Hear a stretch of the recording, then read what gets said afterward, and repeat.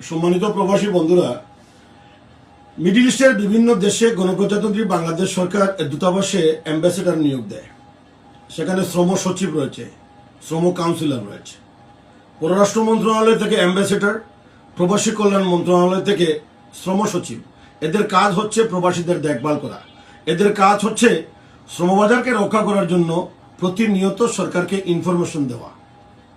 সংযুক্ত আরব আমিরাতের আবুধাবিতে গণপ্রজাতন্ত্রী বাংলাদেশ সরকার নিয়োজিত মাননীয় রাষ্ট্রদূত মহোদয়ের দৃষ্টি আকর্ষণ করছি। দুবাই প্রবাসীরা লাইভটা শেয়ার করবেন।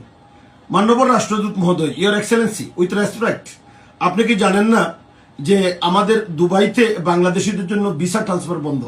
এটা কি জানেন না?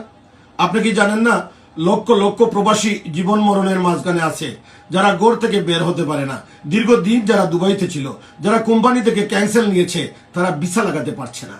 দুবাইয়ের কনসুল জেনারেল আপনারা জানেন না, এসির ভিতরে থাকবেন, রাজা বাদশার মতো ঘুরবেন, রাজকীয় হালতে থাকবেন, সরকারকে ইনফরমেশন দিতে হয় না? কেন ডক্টর ইউনূসকে বলছেন না যে এই মুহূর্তে দুবাইতে আসার দরকার? কেন ডক্টর ইউনূসকে বলছেন না যে দুবাইতে যদি ডক্টর ইউনূস না আসেন, যদি তদবির না করেন, যদি লবিং না করেন, তাহলে দুবাই শ্রমবাজার শেষ হয়ে যাচ্ছে। দুবাই শ্রমবাজার রক্ষা করার জন্য ডক্টর ইউনূসকে দুবাইতে আসতে হবে। Must come to Dubai.